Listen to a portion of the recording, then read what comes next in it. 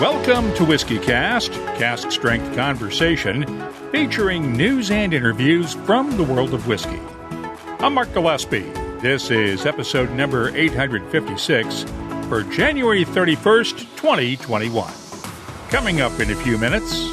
In all honesty, it's nice to have it here happening in Hong Kong, especially in these sort of times. You want something nice happening, you know. Gordon and MacPhail's latest vintage release made its debut Friday when the first bottle of its 72-year-old Glen Grant went on the auction block at Bonhams in Hong Kong. The winning bid, $54,000 and change. John Rhodes is one of Hong Kong's leading whiskey retailers and the founder of the Hong Kong Whiskey Festival. We'll talk about that whiskey and why Hong Kong has become one of the whiskey industry's most important markets. That's coming up later on WhiskyCast In-Depth. We'll also have the What I'm Tasting This Week department, your voice, behind the label, and... Absolutely great whiskey drinking weather, Mark. You'll have to wrap up very well. Wear lots of warm clothing. The news is next on this week's WhiskyCast. Hey, whiskey fans, I'm Gabriel Cardarella, brand ambassador for the world's most awarded blended Scotch whiskey, Dewar's. You could probably guess I've got a lot of stories, but for me, the good ones have one thing in common. They're best told over a glass of whiskey. So hit pause, grab your bottle of Dewar's, and let's get back to this episode of WhiskyCast. And now, a message from Robin Redbreast. Ever go out drinking with a peacock? Always the same. Few too many, tail feathers come out. Drinks get knocked over, bartender's not happy, night's over before it started. All I'm saying is, don't be the peacock in your group. Proud sponsor of WhiskyCast. Redbreast. Pass it on. Let's get started with the news. Last week it was the Fay Gilles. This week, Spirit of Speyside Whiskey Festival organizers announced that this year's event will not take place as scheduled at the end of April for the second year in a row. Unlike the Fage, though, the Speyside Festival has only been postponed. While there will be virtual events during the usual festival period, Festival Chairman James Campbell is hoping the COVID-19 pandemic will be under control by this fall. It's going to be several months before all of the adults in the UK are vaccinated. I think it's even as late as 30th of September. Now, hopefully people will be allowed to move around before that, but the most vulnerable people are being vaccinated, as I'm sure they are across the world first. But the timetable, there is absolutely no way that we will be able to, never mind, it's simply not permitted. There's no one permitted to travel into Scotland at the moment. So the likelihood of all of that being lifted by April is just not going to happen, I'm afraid. So we had to change plans. We've pushed the date back as far as we possibly can, and we are going to hold Spirit of Speyside Whiskey Festival on the 3rd to the 8th of November.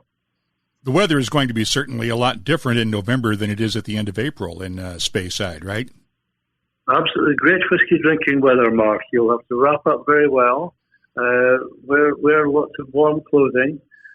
We may just catch the end of our autumn season. We've got lovely, the trees are all changing colours, etc. But we may just be a little bit too late even for that.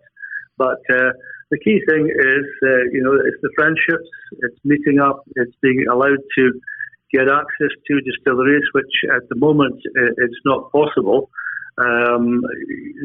To get access and tours of distilleries because they're obviously protecting the position and they're following their guidance to look after their workforces. So it's not possible. But in November, we feel we're going to be totally free and with everybody wrapped up incredibly warm and lovely whiskey drinking weather, as I say, our distillers are looking forward to welcoming everybody back to Speyside.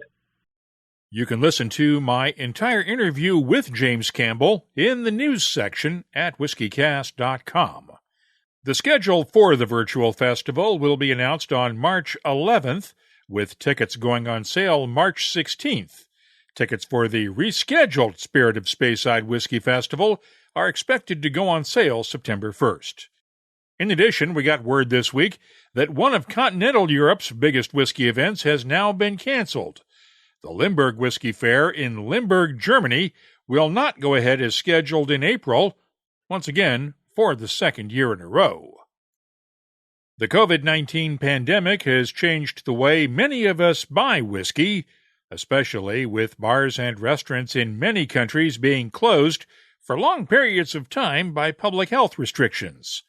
That led to Diageo reporting this week an 8% decline in Scotch whiskey sales for the second half of 2020, with a 12% decline globally for Johnnie Walker that company executives attribute to pandemic-related travel bans that wiped out airport sales.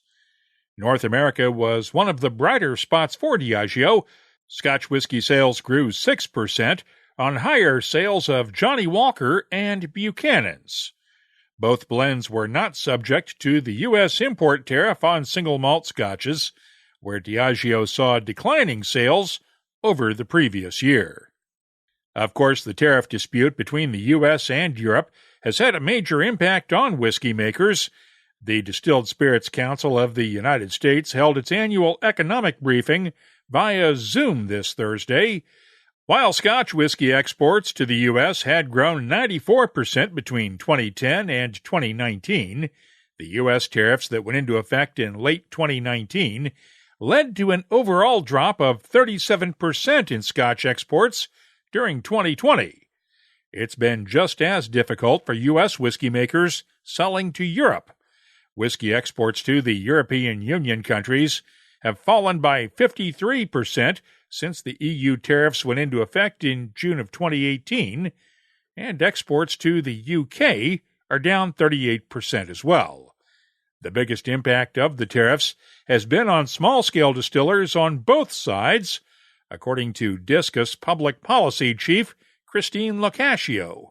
Many craft distillers were suddenly basically cut off from the EU market and now the UK market, since they're separate, because of the tariffs. And we're seeing the same thing with small Scotch whiskey producers who are now cut off from the US market because of the tariffs. So we're seeing, the same situation happen with small distillers on both sides of the Atlantic. Obviously different products, but the same impact because of the imposition of tariffs. Here's one example. Chicago's Koval Distillery exports its whiskeys to 55 different countries, but co-founder Sonette Berneker-Hart told reporters during the Discus briefing that the tariffs have gutted her export business. We had our exports increasing 25% every year because of our exports. Europe was a very strong and growing market for us that we were investing a lot in, and we were seeing great returns. Exports have decreased 60% due to tariffs. And the cost to do business abroad has also increased at the same time by about 15%. This is largely because we have to eat the cost of the tariffs ourselves to maintain a competitive shelf price abroad. Hart says her colleagues have also been hurt by the pandemic and the closings of their tasting rooms, which are the only way many small distillers have to build public awareness for their whiskeys. Koval invested $1.5 million to build a new visitors center and tasting room that was completed just before the pandemic started. It has yet to see a single guest. Now, despite the impact on bars and restaurants, the U.S. spirits industry showed gains in sales during 2020, largely because of increased retail sales. Discus says bar and restaurant sales fell by 44% during 2020, while retail liquor sales grew by 16% over the previous year. But chief economist David Osgo says those sales started to slow down in the last couple of months of the year. Back in March and April of this year, when we all first started quarantining, there was a run on grocery stores. There was a run on everything. Remember the paper towel shortage?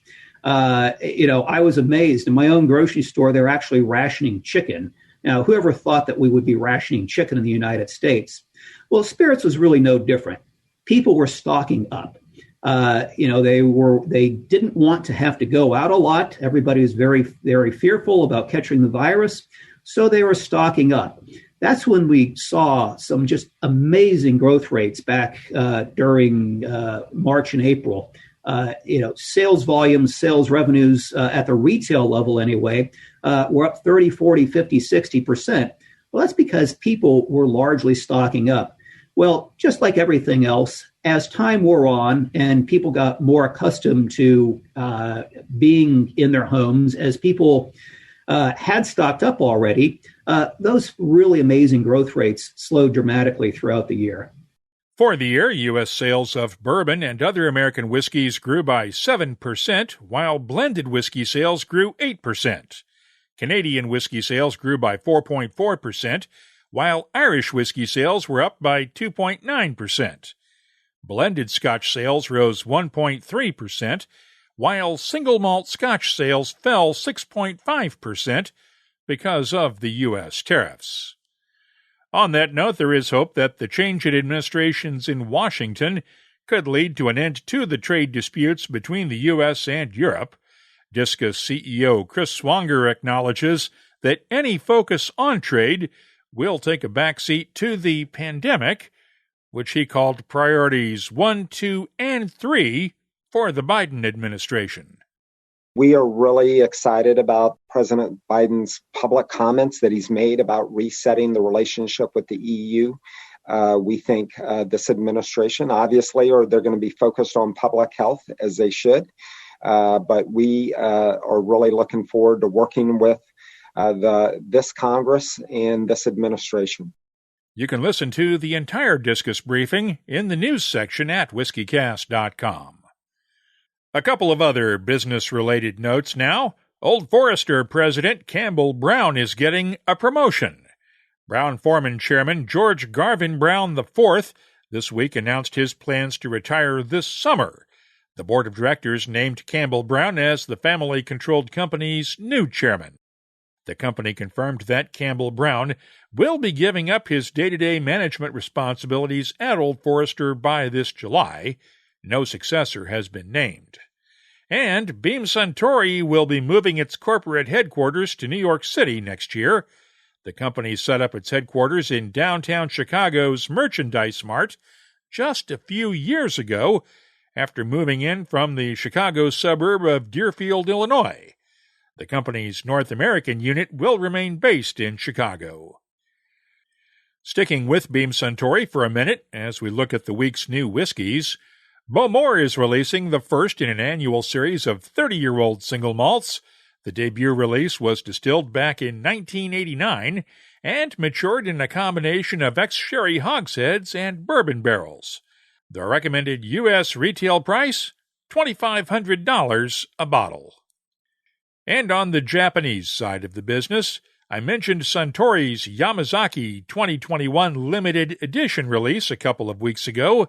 There's word now that the Hakushu 12-year-old is finally coming back after being taken off the market several years ago because of supply shortages. There will also be a new Hibiki blend. Blossom Harmony uses whiskey that has been finished in barrels made from sakura trees. Those are the famous Japanese cherry blossom trees. It's expected to be a Japan-only release for now. Finally, we now have some data on the impact of the pandemic on bourbon tourism. Buffalo Trace Distillery released its 2020 Visitors Center numbers this week. 145,365 people visited the distillery during 2020. And while that is about half of 2019's visitor traffic, keep in mind that the distillery was closed to guests for almost 4 months and still limits tour sizes by requiring advance registration. One interesting note, December visitor numbers actually grew over the same month in 2019. You can keep up on the latest whiskey news all week long at WhiskyCast.com. If you missed Friday night's Happy Hour webcast with Berry Brothers and Rudd Spirits Director and blender Doug McIver, the replay is available anytime on the WhiskyCast YouTube channel. This week I'll be joined by Tullamore Dew's John Quinn, who, in addition to being the source of all knowledge about Tullamore Dew, was just elected chairman of the Irish Whisky Association for the next 2 years, so we will have a lot to talk about. The fun starts at 5 p.m. New York time Friday on our YouTube channel, along with Facebook Live, Periscope, and Twitter.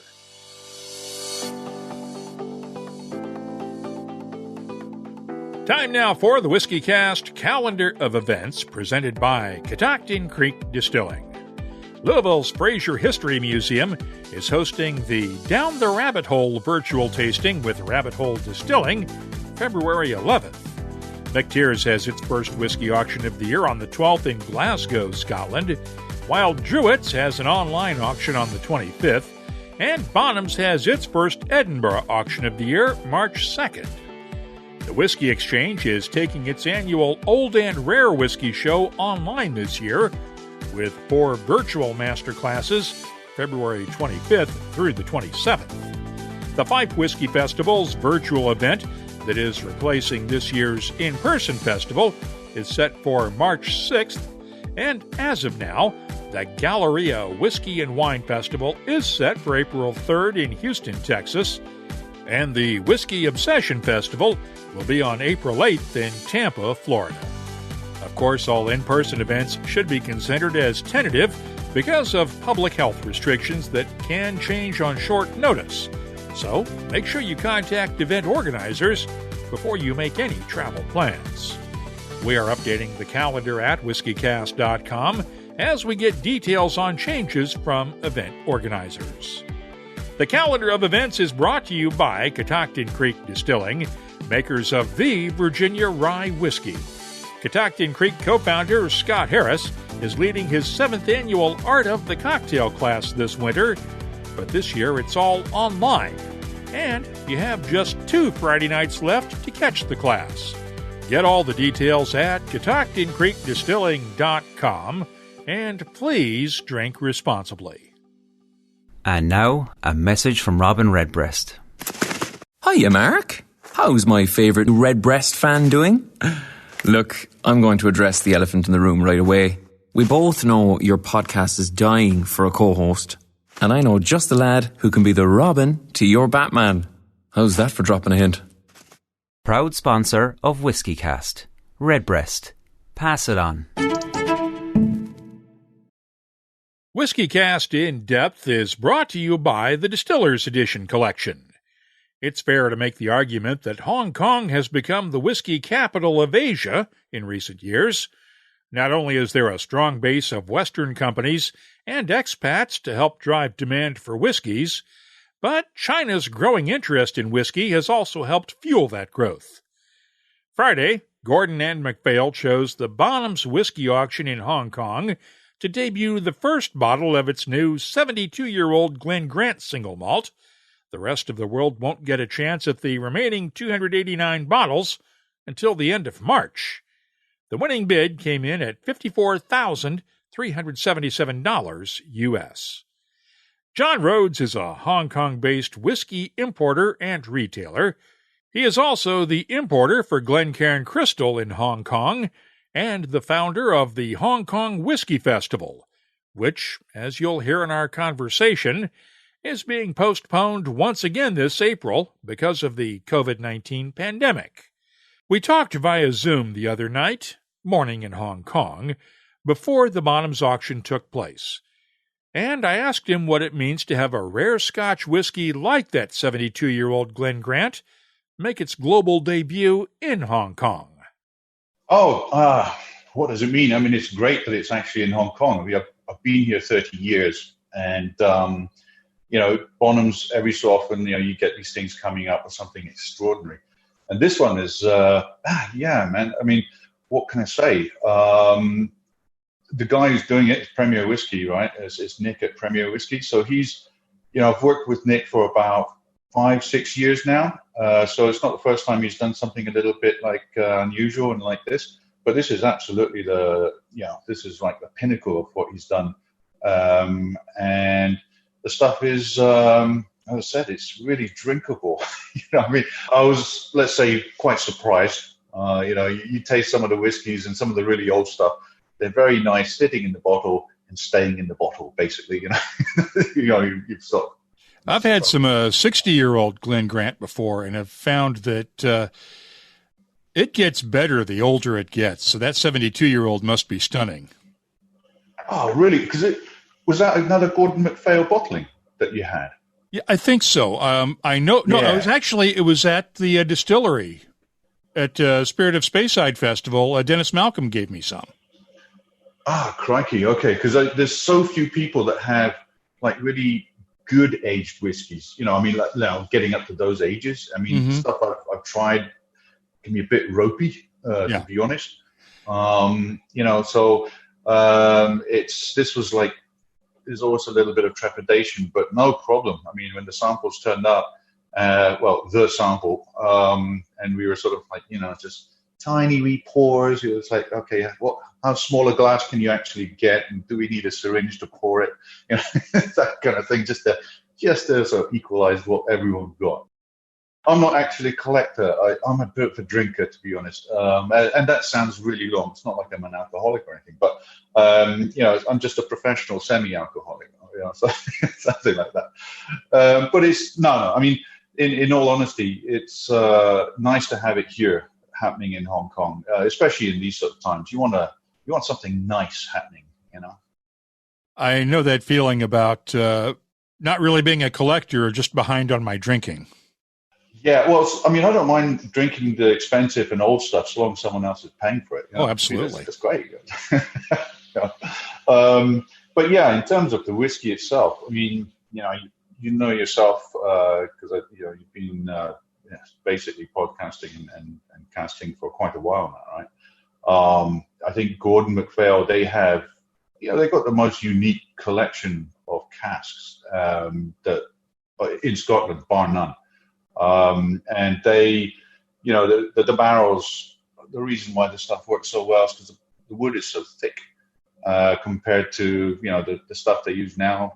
So these are one of the old, let's say, shipping casks, right? So you got very thick wood, so it's stopped the Angel share, and it's why it's managed to keep its ABV. And that's just rare enough as it is. Tell me why Hong Kong has really sort of taken off as the whiskey market in Asia in the last 5 years or so, because we're starting to see all the auctions and all the auction houses doing events in Hong Kong that we really didn't see a few years ago. Yeah, I got professionally into whiskey here about 10 years ago. Like I said, I've been here actually a bit more than 30 years. And whiskey started happening.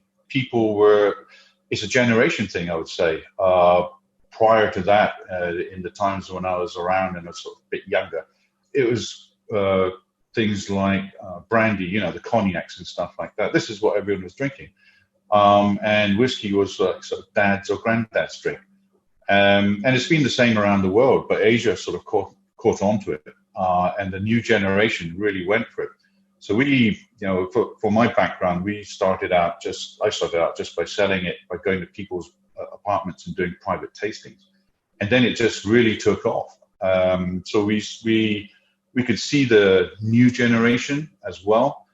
Plus the fact that Hong Kong is, there's a lot of investment money here. It's one of those sorts of places. So you've got a real combination of things going on with people with a lot of money, looking for investment products, but also then just for drinking, new experience. So single malts took off and very much took off in Hong Kong. And that's kind of when I sort of jumped into it as well. It's like, oh yeah, this is happening.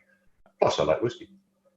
It really has started to drive the entire global market, because I was talking with some folks from one of the other auction houses a few weeks ago, and they noticed that the Asian market is driving probably 40% of their bidding in all of their auctions around the world. I'm surprised it's as low as that, to be honest.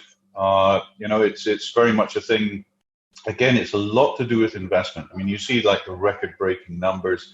I know that it was about a year or so ago. Was it a Macallan that got sold for about £800,000 or something like that? But that was one of the 6 bottles, right?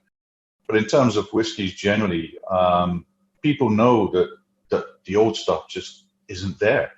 It's just not there. There was a wonderful time when whiskey was relatively cheap and you could get 20-year-old for not paying too much, and it was all sort of sherry cask and stuff.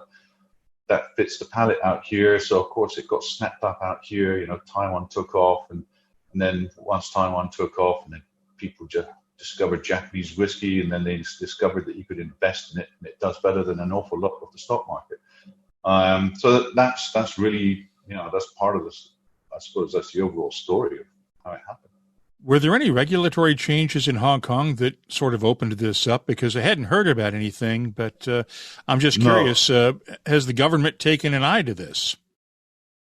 No, I wish they would, to be honest. Yeah, I really wish they would. How do I put this? Because I'm an importer, I'm a retailer, and I really would, it would be nice to, I would say, drive the market even more in Hong Kong if the government actually did do something helpful. At the moment, we have 100% import tax. Now, I'm not sure what it's like in the States, and I know that every single state has its own, I think they've got their own taxes, so it makes things, to me, it's superbly complicated. Hong Kong, at least bureaucratically, it's there as a bureaucracy, but it is fairly straightforward. It's 100% based on the value of it. So that's what makes whiskey so expensive here, and yet people still go for it. But Hong Kong also acts a little bit like, I would say, like a window, certainly for the mainland and other parts of Asia. So it's not a massive market, you know, in terms of overall drinking. It's about 27 million people here for the population. However, you do get an awful lot of people from just up north who come through, or they used to come through when you could travel. And it really is a place where people want to be, because if you're here, you've got validation. And also, again, it's like when you're talking about the guys who invest in the stuff, these guys invest in all sorts of other stuff. You know, there's plenty of people who buy these things and they don't drink it. You know, it's purely an investment vehicle. What are you finding is most in demand besides the traditional Macallans and the rare scotches, things like that? I know that the Japanese whiskeys, the Ichiro's card series and things like that, and Kurosawa's are also in high demand. What is in demand in Hong Kong and the Asian market? It's one of the things is it's endlessly Japanese whiskey. And it's a little bit odd because I'm a retailer, and I think the prices are they're way over the top for what they are. And then you've got some new people who turn up, and you know, Japan's laws are a bit lax, let's say. So there's new stuff that turns up from people who have not really been doing whiskey, although they've been doing sake for 80 years or whatever. But lo and behold, they've suddenly got 12, 15-year-old whiskey sitting there. It's like, okay, I wonder where that came from. So yeah, you know, there's that side to it. But in terms of whiskey drinking, it's always going to be that sherry style of whiskey. I mean, for actually drinking, it fits the palate here tremendously. However, what we have, the other thing we've noticed is you get quite a lot of people now who are very much focusing on IB. So initially, yeah, you had all the big brands, and they're still doing quite well. But there's more and more of them, which is really, really great. But you're starting to see people who are looking at IBs and not running away from them. And I actually specialize in IB in Hong Kong. I have a few of the big brands and so on, but I really specialize in the IB side of things, which of course is Gordon MacPhail. So I'm quite looking forward to having hopefully at least one of these things sitting on the shelves. Let's see how long it lasts. If it doesn't get snapped up real quickly. Oh, well, that'd be nice. I want to be the first one to retail it, but unfortunately I can't because, it's going to be the first launch. This is really sort of like a premiere thing for this Gordon MacPhail bottling. But the official main launch is probably going to happen around about Q2, I would say. It really depends on lockdown situation and all that sort of stuff, vaccines and whatnot. Speaking of the lockdown, you're also the organizer of the Hong Kong Whiskey Festival, and that was postponed from last year a couple of times. What are the plans for this year? Oh, how long's a piece of string? It's that kind of question, isn't it? It's, we I think it's going to be somewhere in the region of probably Q3. And the government, depending on vaccinations and whatnot, they should be allowing functions to happen. And that should be like sort of functions across the board, which would be nice because, I mean, we've done various Zoom tastings and all this kind of thing. And they can be quite good fun because you get sort of 10, 20 people on the screen. Everyone's got the same whiskey you've got and having it like that. But festival, you need a couple of thousand people getting a little bit sort of spiffy and squiffy, and enjoying the whiskeys that are there. You know, that's a good thing about them. But it's going to be it's going to be in Q3, I would say. And hopefully by that time, people are not going to be worried about being in enclosed places and things like this. But I'm 100% sure they'll still have things about masks, so I'm not sure how they're going to manage that. But anyway. So the plans that are on the website for April are pretty much dead in the water as of right now? I would say, I mean, they are kind of waiting to see what the government does. But as with any government in the world, they tend to be a bit slow and not very sort of forthcoming in terms of planning ahead with this particular situation. And it's certainly not unique to Hong Kong, but it is going to be, I would say, Q3, somewhere around there. We're talking about the government, and I have to ask, are you worried about the future with Beijing appearing to take some more undivided interest and attention in what's happening in Hong Kong? Okay, so straight into politics, and it's just after 10:15 in the morning. Sorry about that. Before I answer that question, excuse me while I prepare. Let the record show John is having a sip of his whiskey. I'm not, no. Hong Kong's home. It's going to stay as being home. I think, okay, obviously Hong Kong had its problems with social unrest, let's say, not last year now, 2019. And then, of course, COVID came along and hit things. In terms of how it's portrayed, personally, I think that it's been unfairly portrayed a little bit. You sort of have to live here and be here.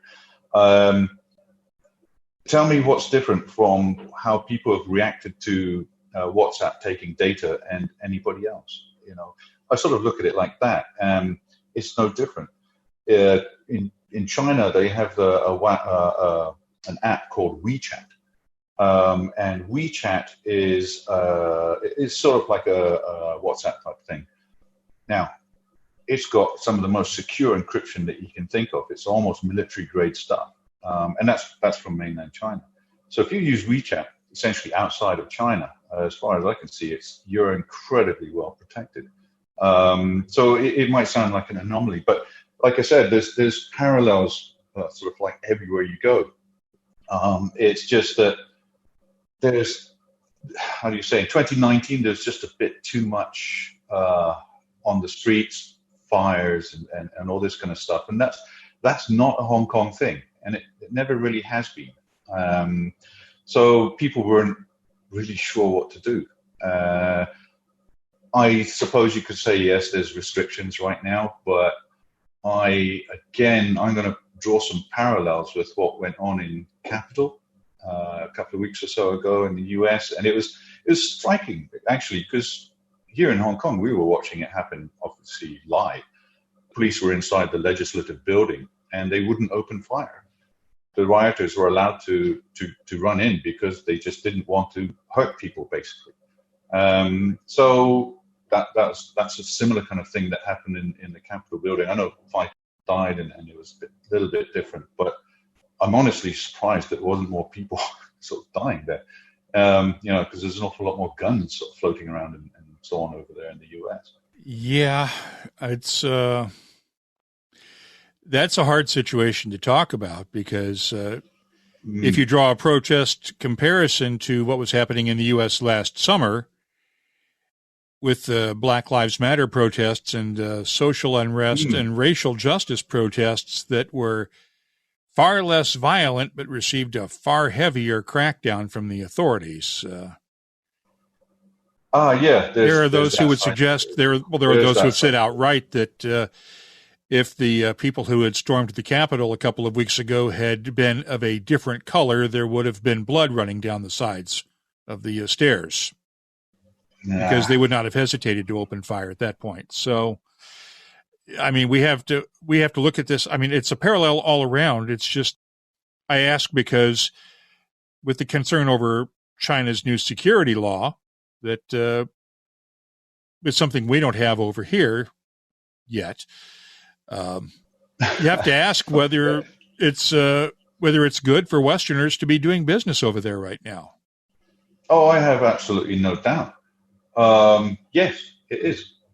You know, I know people are leaving. Some people are leaving because they sort of got used to a certain way of things, you know, how things were. But, I mean, the handover happened 20 years ago. I can still say what I want. It's nothing, you know, it's not like you say something and suddenly you're going to get locked up. It's really, really is not like that. You do have the freedoms. In terms of business, man, it's still a great place to do it. I mean, it's half the reason I'm still here. Taxes are low.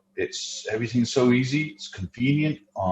It's a good place to be here. I know I'm trying to sell Hong Kong, but it is home. And it's not like it's being portrayed. It's like, you know, you get, you know, the people focus on the ones like, oh, so-and-so left and these people are leaving and so on. It's like, well, okay, fine. I'd rather they left. If they don't have a commitment to the place, then go. You know, it's still going to be a good place. I think once the vaccine restrictions and all that kind of stuff stop, we're going to be going great guns here.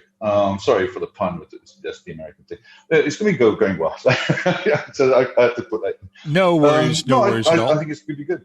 I mean, you know, I'm hoping for the Rugby Sevens, but I think that's been pushed back to also next year as well.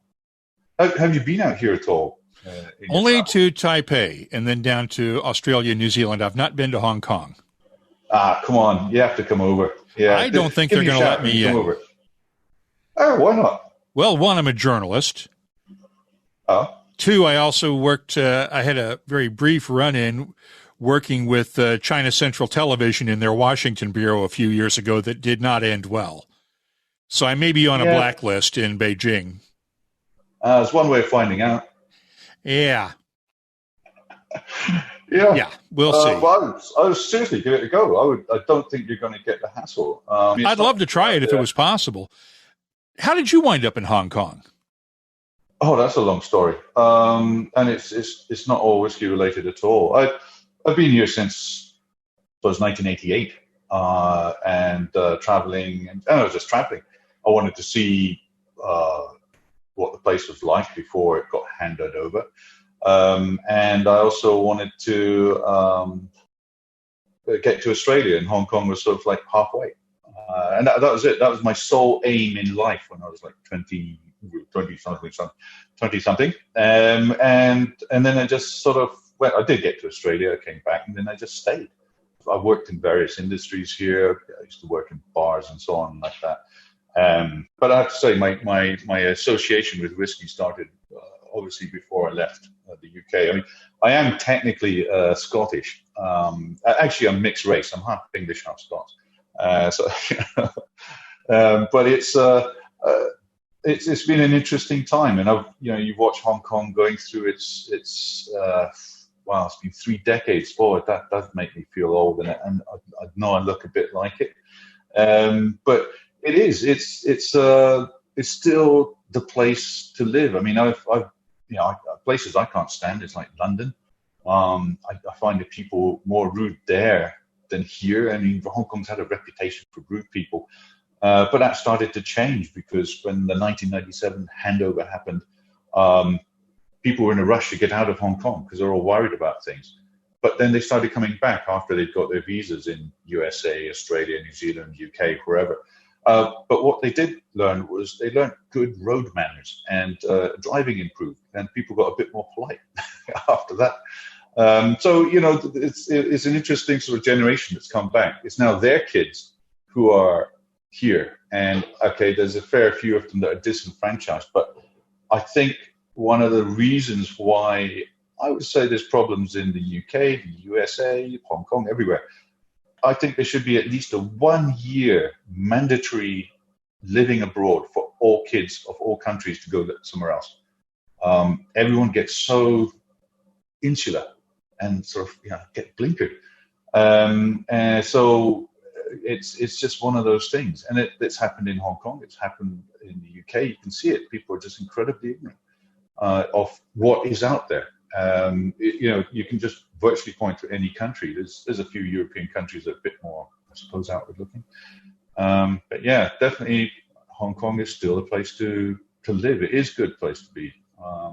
Food's great. Whiskey's a bit on the pricey side, but as I'm an importer, I get the benefit of that at cost time. Cheers. So what are you hearing about these distilleries that I hear about in China that are going to start making whiskey here soon?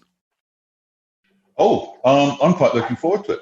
I am actually looking forward to it. I've been to one or two of them, small ones. I know there's a biggie up in, I think it's near Chengdu, so is that not Chivas or someone like that? Yeah, Pernod Ricard's building that one. Yeah, so Pernod Ricard's got that. And then I've been to another couple of other small ones around Shandong and places, and I think there's some in Fujian, which I haven't managed to get to. But I've tried the New Make Spirit for about 2 or 3 of them.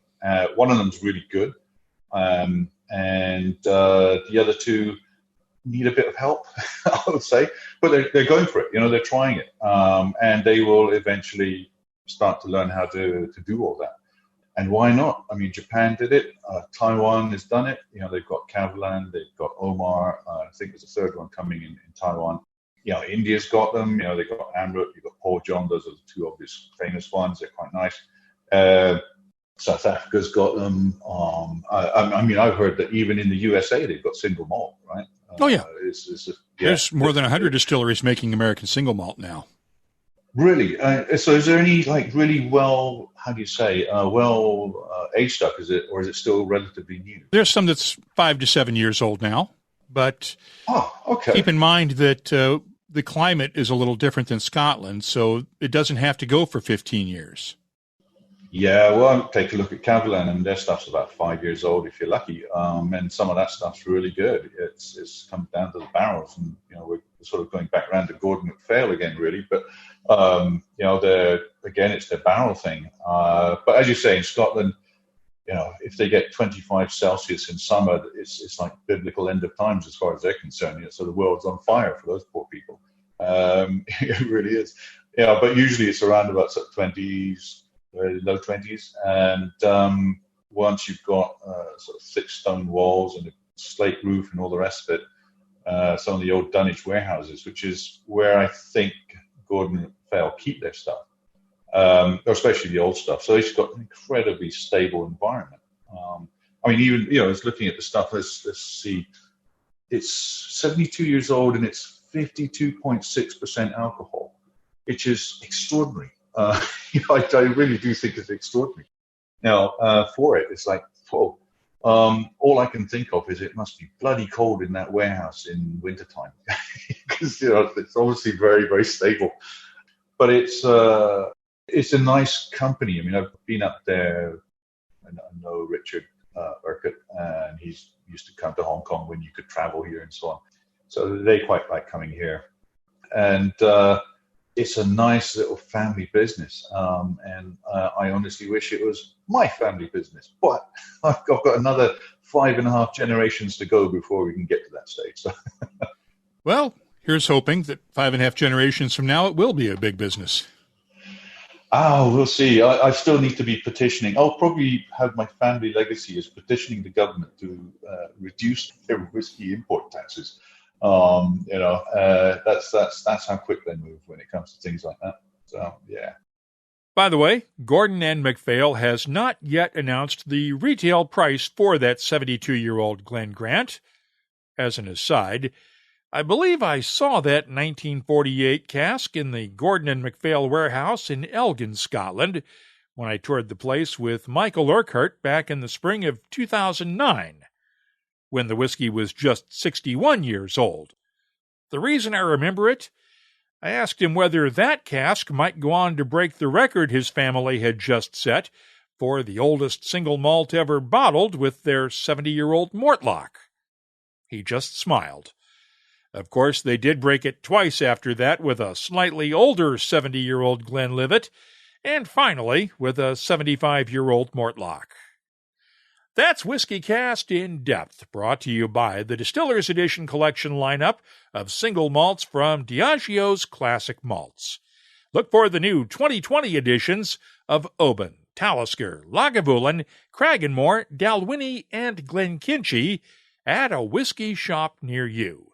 And get all the details at malts.com. The What I'm Tasting This Week department is brought to you by Sagamore Spirit. However, I have been fighting a cold for the last few days and have not been able to taste any whiskeys this week. So instead, I thought I'd pick a few of the whiskeys I've tasted recently that did not make the podcast for any number of reasons. Let's start with the Lagavulin 12-year-old from the 2020 Diageo Special Releases collection. I tasted it back at the end of October. It is matured in refill American oak casks and bottled at 56.4% ABV. The nose has a soft peatiness with a touch of campfire ashes and grilled fruits, along with sea breeze and a hint of smoked salmon. The taste is intense and mouth-coatingly thick, with excellent peatiness and touches of smoked salmon, grilled fruits, and a hint of heather. The finish is extremely long with a good smokiness and just a hint of sea salt. I scored the Lagavulin 12-year-old 2020 release a 94. A while back I tasted the Balconist Brimstone whiskey made with roasted blue corn. It's bottled at 53% ABV. The nose has notes of campfire and mesquite wood smoke, along with a hint of oak tannins, honey, and vanilla. The taste is smoky with touches of grilled jalapeno peppers, charred oak, and a hint of black pepper. The spices fade slowly to reveal honey, vanilla, and a subtle touch of tree fruits.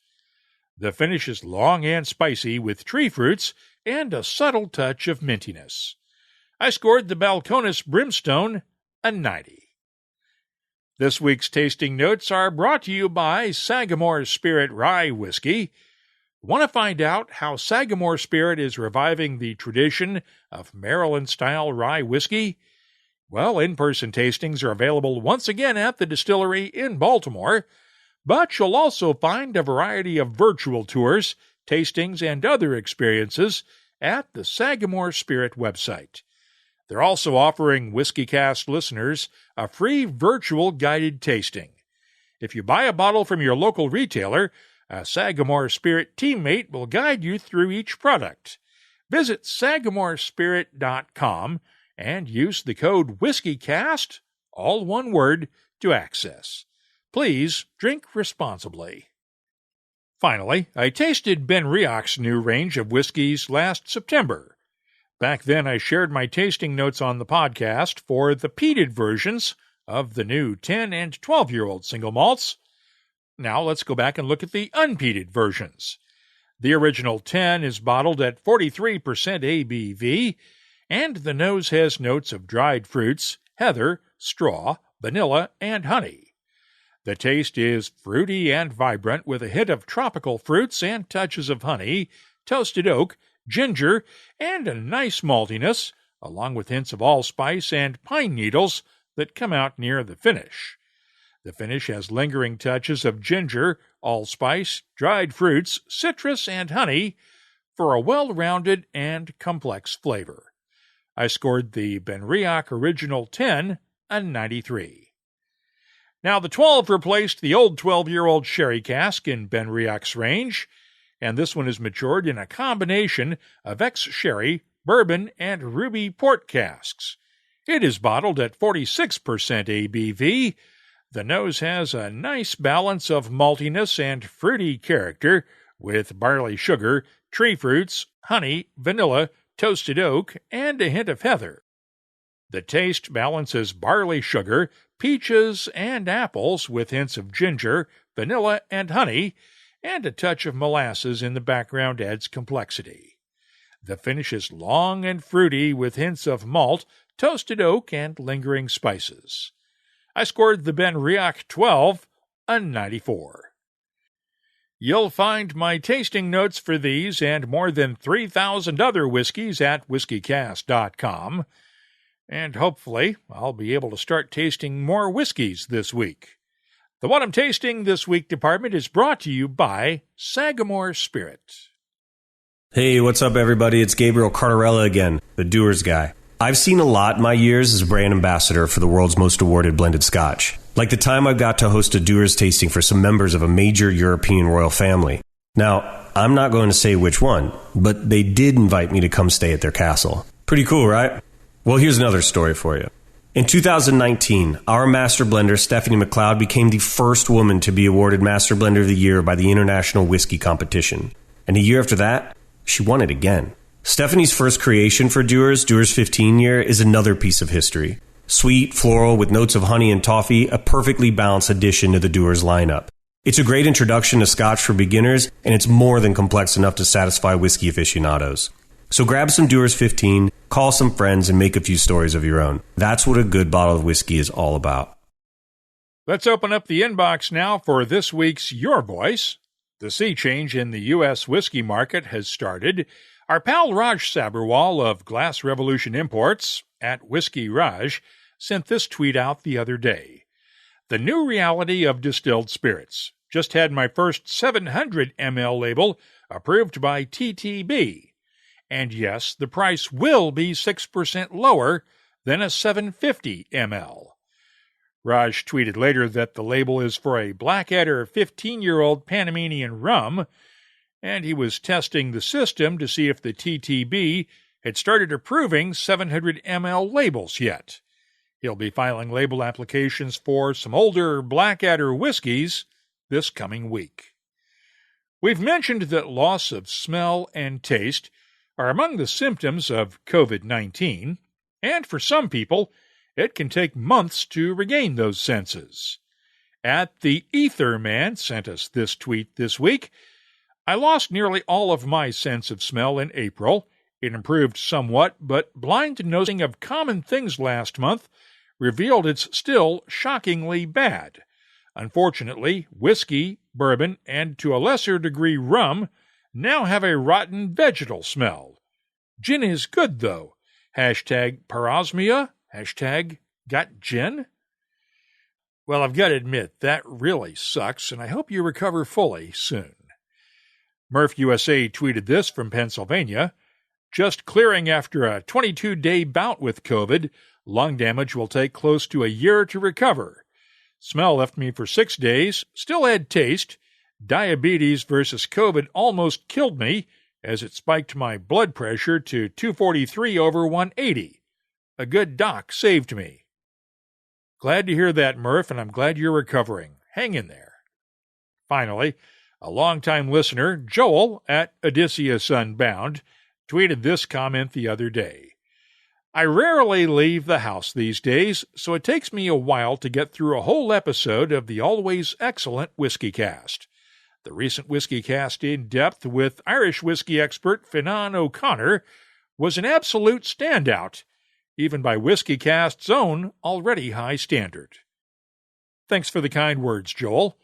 And if you have something you'd like to share with whiskey lovers around the world, you can always get in touch with us on Facebook, Twitter, or Instagram at WhiskyCast. My email address is comments@whiskycast.com. Let's close out the show now with Behind the Label, our look at the history, science, and the other things that make whiskey unique. It's brought to you by Writer's Tears.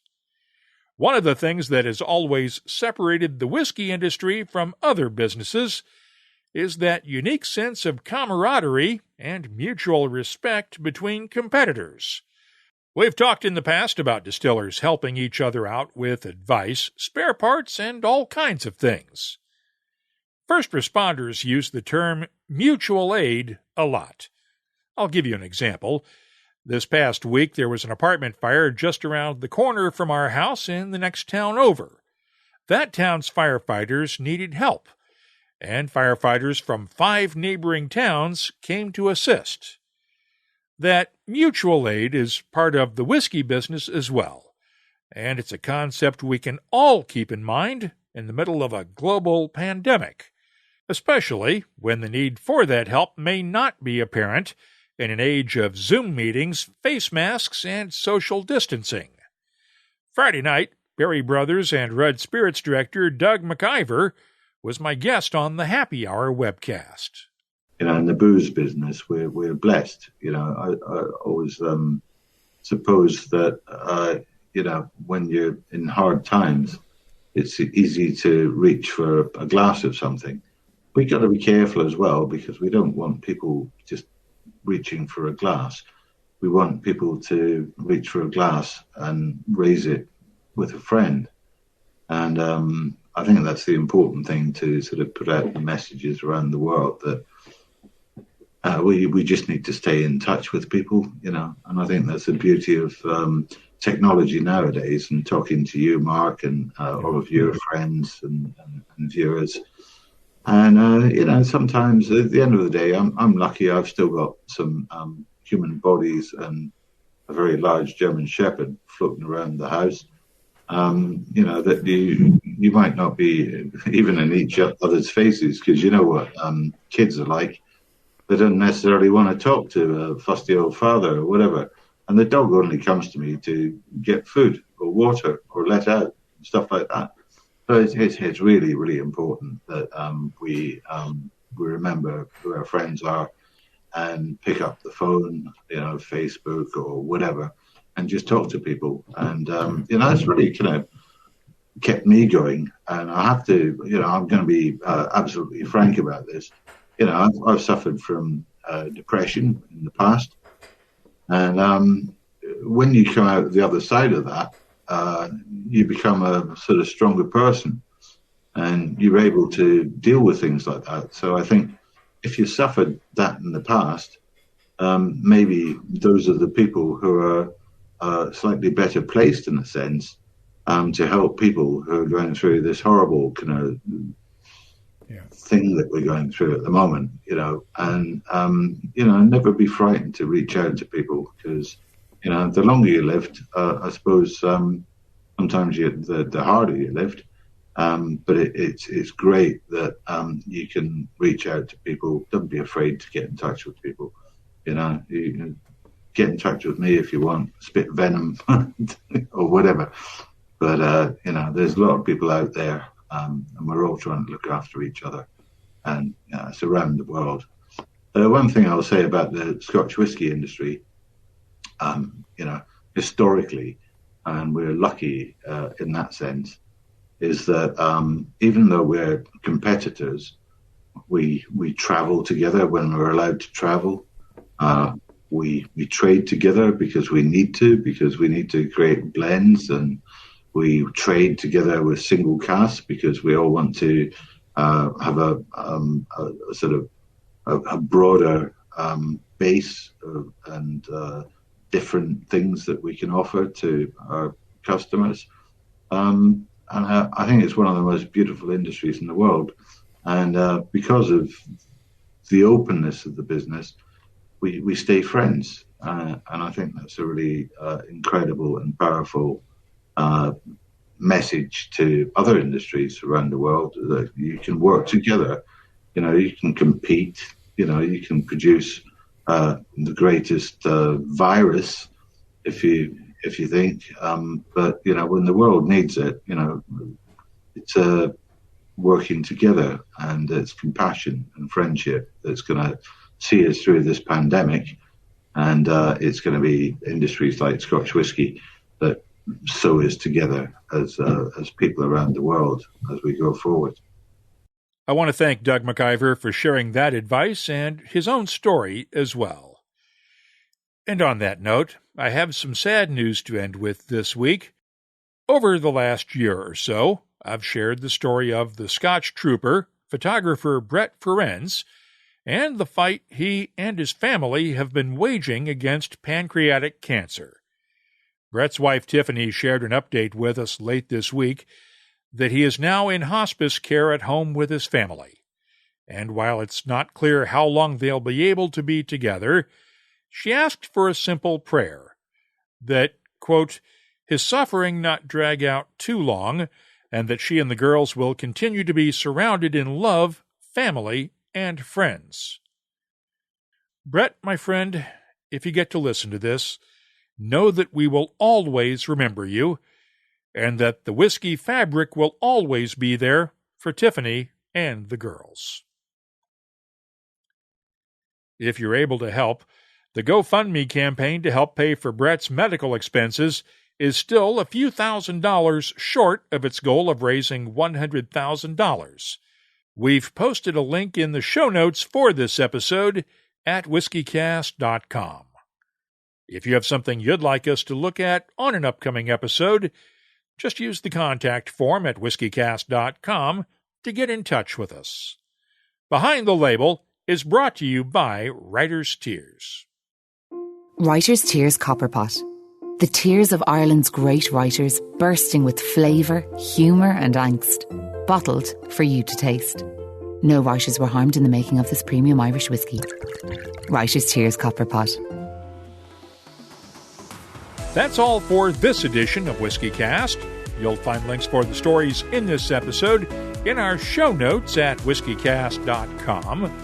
That's also where you'll find the latest whiskey news, my tasting notes, the calendar of events, the whiskey photo of the week, and of course a complete archive of all of our past episodes that goes all the way back to 2005. We love to hear from you. You can always get in touch with us on Twitter, Instagram, and Facebook at WhiskyCast. The email address is comments@whiskycast.com. And now, a message from Robin Redbreast.